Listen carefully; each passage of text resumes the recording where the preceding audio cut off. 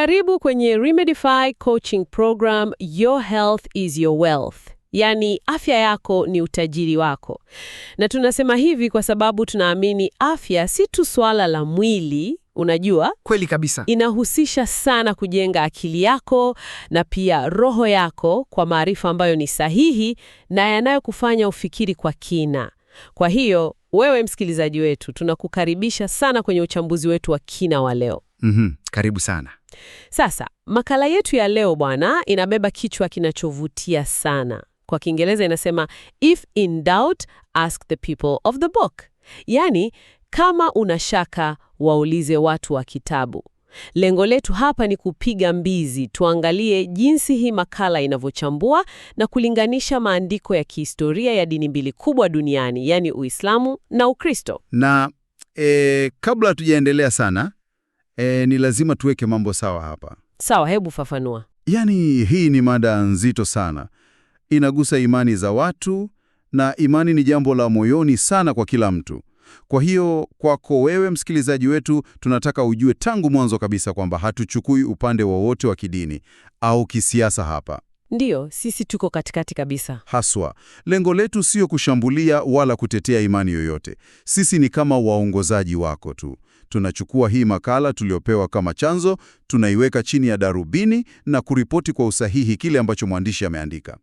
Tunachambua mantiki yake tu basi. Umeeleza vizuri sana. Na huo ndio uzuri wa kuwa na akili yenye udadisi, unajua. Kuchunguza hoja bila uoga. Sasa, kile ambacho mwandishi anafanya kwenye hii makala ni cha kipekee sana. Badala ya kutumia vyanzo vya nje kukosoa au kujenga hoja, anatumia andiko moja, yaani Quran, kujenga daraja la kuthibitisha uhalali wa andiko lingine ambalo ni Biblia. Ni mbinu ya kuvutia sana hiyo. Sana tu. Makala inaanza kwa kujenga msingi madhubuti kuhusu kile ambacho Qur'ani yenyewe inasema juu ya vitabu vilivyotangulia, hasa akilenga Torati na Injili. Kulingana na chanzo chetu, mwandishi anaanzia kwenye sura ya 10 aya ya 94. Sahihi. Sasa, hebu tuchambue hili. Nini hasa kimo ndani ya hilo andiko kinachojenga msingi wa makala hii? Unajua, hiyo sura ya 10:94 ni kama kiini cha hoja nzima ya mwandishi hapa. Ananukuu hili andiko ambalo kimsingi linatoa agizo la moja kwa moja kabisa. Inasema, kama kuna shaka yoyote kuhusu yale yaliyoteremshwa, basi watu waulize wale wanaosoma kitabu kilichotangulia kabla yao. Waulize wale waliotangulia. Ndiyo. Na hili si jambo dogo kimantiki. Yaani mwandishi anafafanua kuwa agizo hili linafanya kazi kama muhuri wa uthibitisho. Fikiria wewe, unamwambia mtu, kama huniamini mimi, nenda kamuulize fulani. Ina maana gani hiyo? Ina maana ninamtambua huyo fulani kama mtu mkweli. Haswa, unamtambua kama chanzo cha ukweli na mamlaka isiyotiwa shaka. Sasa makala inasonga mbele na kuongeza uzito kwa kunukuu sura ya 29:46. Sawa, hiyo inasemaje? Hapa, waumini wanahimizwa wasijadiliane na watu wa kitabu ila kwa wema na busara tu. Na wakiri wazi kwamba, na ninanukuu, tunaamini yaliyoteremshwa kwetu na yaliyoteremshwa kwenu. Mungu wetu na Mungu wenu ni mmoja. Kisha chanzo chetu kinaleta sura nyingine, sura ya 3:3, inayosema wazi kuwa Qur'ani inathibitisha kile kilichotangulia na inataja kabisa Torati na Injili.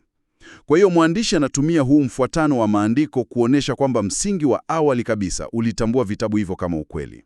Sawa, hebu tufafanue hili kidogo. Wewe msikilizaji, hebu vuta picha. Hali hii ni kama kuna filamu mpya inatoka leo kwenye majumba ya sinema. Tuseme ni sehemu ya pili, yani sequel ya filamu fulani. Mfano mzuri. Sasa mtayarishaji wa hii filamu mpya anakuambia, ili uelewe na kuamini filamu yangu, lazima uamini 100% ukweli na ubora wa filamu ya kwanza. Ndio. Ukiwa na shaka, rudi uangalie ile ya kwanza. Sawa kabisa. Lakini, hebu ngoja kwanza. Kama hii filamu ya pili inathibitisha ya kwanza, inakuwaje pale watu wengi leo wanaposema hiyo filamu ya kwanza ina makosa au iliharibika? Maana ukiingia mtaani leo, hoja kubwa inayosikika ni kwamba Biblia ilibadilishwa au kuharibiwa. Mwandishi anajibuje hili? Hapa ndipo mambo yanapokuwa ya kuvutia sana. Unajua, kinachovutia hapa ni jinsi makala inavyojibu hiyo shutuma ya kuharibiwa kwa kutumia maandiko yale yale ya Qur'an. Mwandishi anarejelea sura ya 5, 46 na 47. Aha, inasemaje hiyo? Katika sura hii inaelezwa kuwa Muhammad aliwaamuru Wakristo wahukumu kwa kutumia kile kilichoteremshwa ndani ya Injili. Sasa mwandishi anajenga mantiki hapa. Ikiwa vitabu hivi vilikuwa vimebadilishwa na kupotoshwa wakati huo, kwa nini awaelekeze watu kutumia kitabu kilichoharibiwa kutoa hukumu?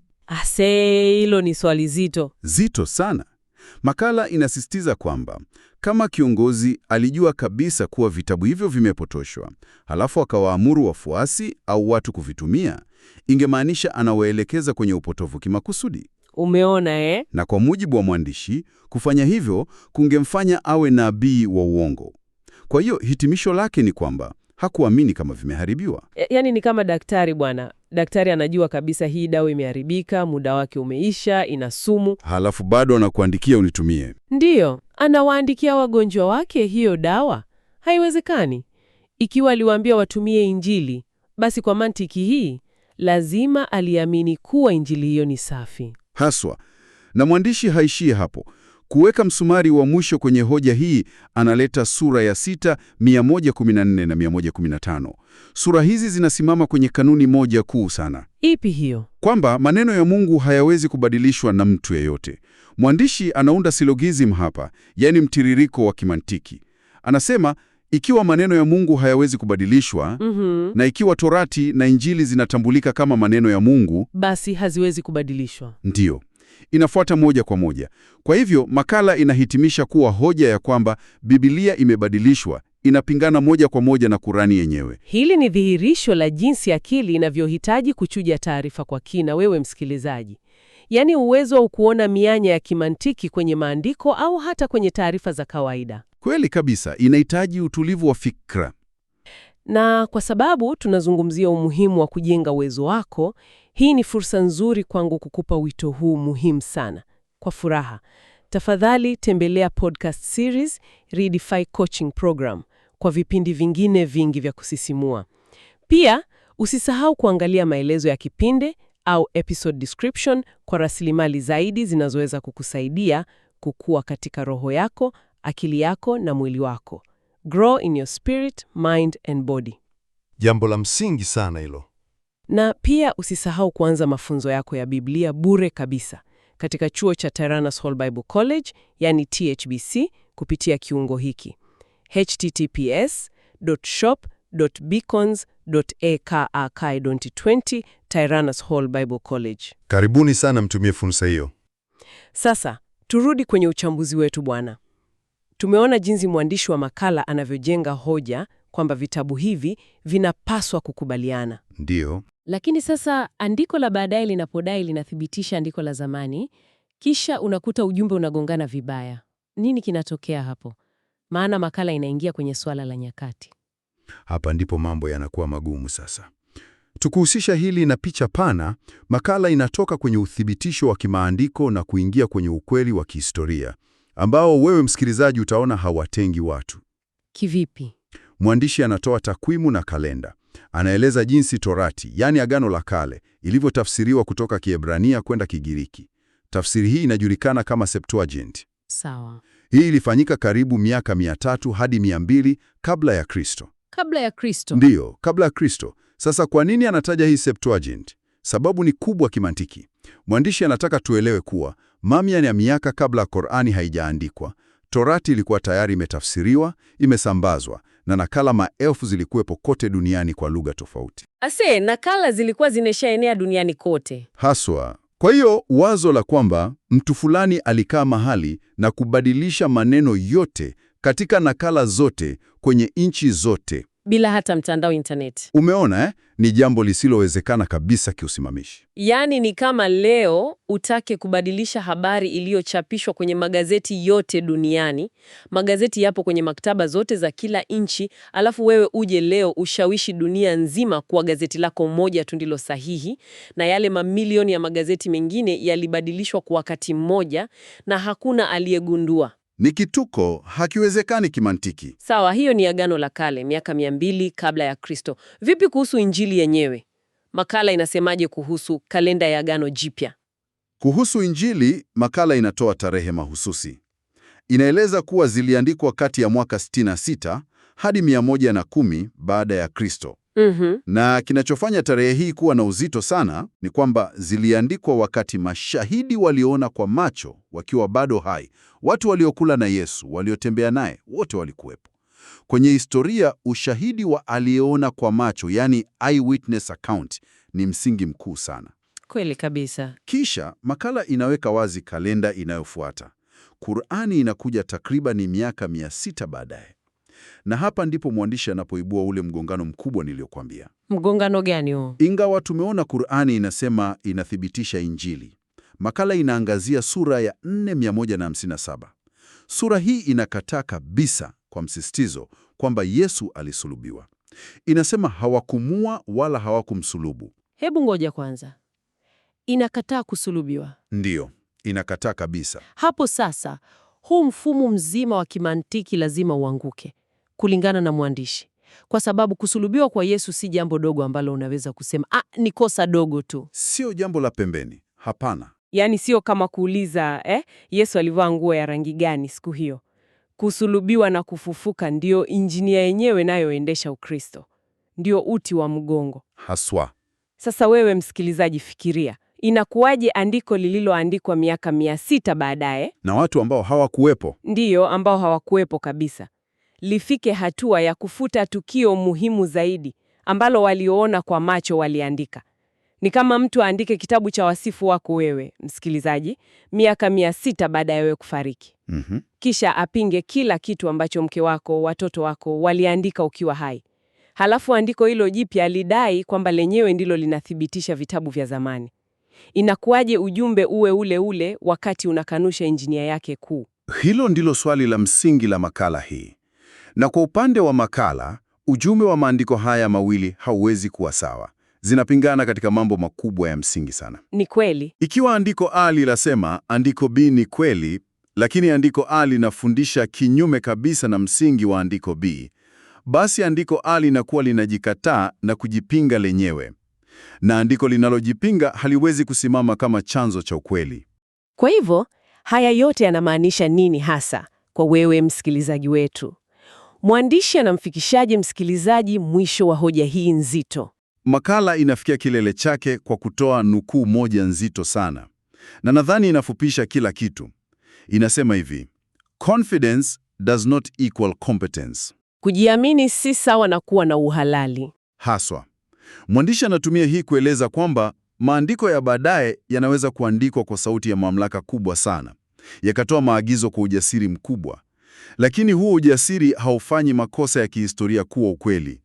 Kujiamini kwako hakubadilishi ukweli uliorekodiwa na mashahidi miaka 600 nyuma. Pointi nzito sana hiyo. Kisha makala inamalizia kwa kutoa msingi wa kibibilia kama mbadala thabiti.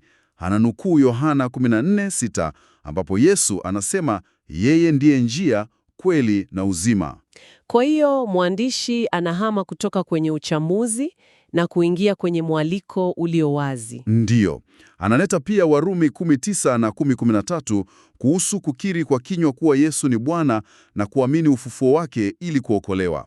Na ukiona vizuri hapa, wokovu unaoelezwa unategemea tukio la kihistoria, yani ufufuo. Umeona? Yaani kwa vile makala imeshaonyesha kuwa kifo na kufufuka ni ukweli wa kihistoria, inasisitiza kuwa imani ya kweli ijengwe hapo. Sahili kabisa.